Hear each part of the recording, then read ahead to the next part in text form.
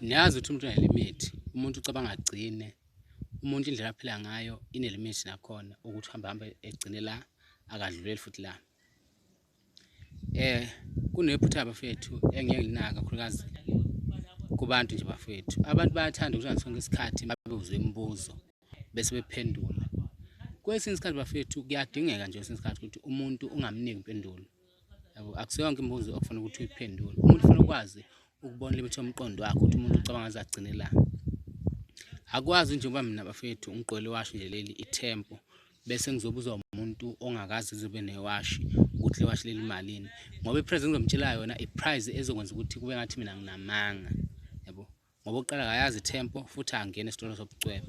So ngizophinda mana ngibe umuntu onamanga ukuthi ngisho iprice enkulu, yabo, naye anga-understand ukuthi ngewashi nje sengaze kuzobe iprice engaka, yabo.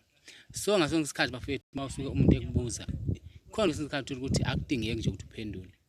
Zikhona izikhathi ezinjalo bafethu ukuthi umuntu futhi umtshela ukuthi ngeke ukwazi ukuphendula lo mbuzo loyo, ngoba umbuzo loyo usuke ungaphezulu komqondo wakhe, yabo.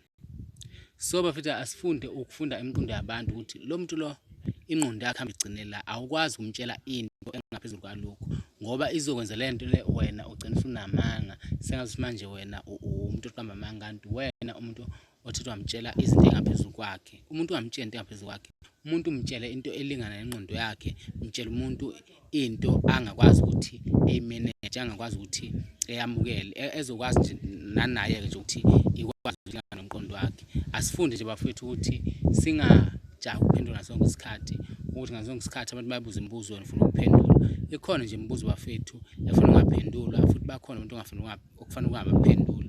Ubashintsha kanjalo bacabanga lokho abacabangayo, ngoba uma uthanda sonke isikhathi kunika abantu iy'mpendulo uyophenduka ujike ube umuntu onamanga ekubeni ubuqinisele.